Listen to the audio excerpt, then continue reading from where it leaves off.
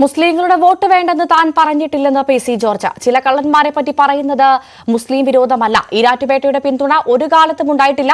SDP വോട്ടുകൾ ഒരാൾക്ക് മാത്രമായി ചെയ്തതാണ് കഴിഞ്ഞ തവണത്തെ തോൽവിക്ക് കാരണമെന്നും പി.സി. ജോർജ്. ഞാൻ ഒരിടത്തും പറയുന്നു വോട്ട് വേണ്ടെന്ന്. എന്നെ തെറി പറഞ്ഞവന്മാർ നിന്റെ വോട്ട് വേണ്ടെന്ന് പറഞ്ഞത് ശരിയാ. അപ്പം നിങ്ങളെല്ലാം കൂടെ പി.സി.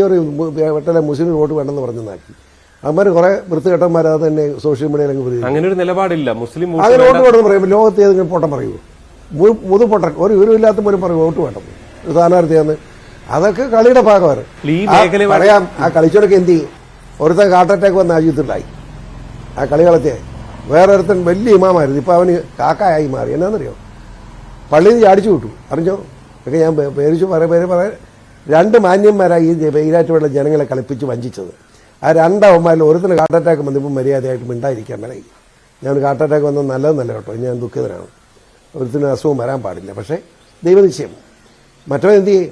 വലിയ വലിയ വലിയ ഉസ്താദായിട്ട് കിടന്ന് പള്ളിയിൽ ചാടിച്ചു വിട്ടു. ഇപ്പോൾ കാക്കായാവും. പക്ഷേ ഇതെല്ലാം പറഞ്ഞു വരുമ്പോൾ സ്വാഭാവികമായിട്ടൊരു മുസ്ലിം വിരോധം അതിനെ മുസ്ലിം വിരോധമുണ്ട്. രണ്ട് കള്ളന്മാരെ പറ്റി കാര്യം പറയുന്നതിന് അതിനകത്ത് മുസ്ലിം വിരോധമാണ്. ഇവിടെ എത്രയോ മുസ്ലിങ്ങൾ എൻ്റെ കൂടെ ഇരിക്കുന്നു. പക്ഷെ ആ ഒരു വലിയ തെറ്റിദ്ധാരണ അവരൊരു വോട്ട് ബാങ്കായി മാറി. ആദ്യം ഞാൻ മാറ്റിക്കോളാം, ധൈര്യമായിട്ട് മാറിയിട്ടുണ്ട്. ഇനിയും മാറ്റിക്കോളാം. ഈരാറ്റുപേട്ട പിന്തുണ എന്നാ എനിക്കുണ്ടായിരുന്നു? 80 വന്ന് നിൽക്കുക ഞാൻ. 7 ലക്ഷത്തിനില്ലേ എപ്പോഴാണ് കിട്ടിയത്? എനിക്ക് ഈരാറ്റുപേട്ടത് കിട്ടാവുന്ന 1710 വോട്ടാണ് ആ കിട്ടിയത്.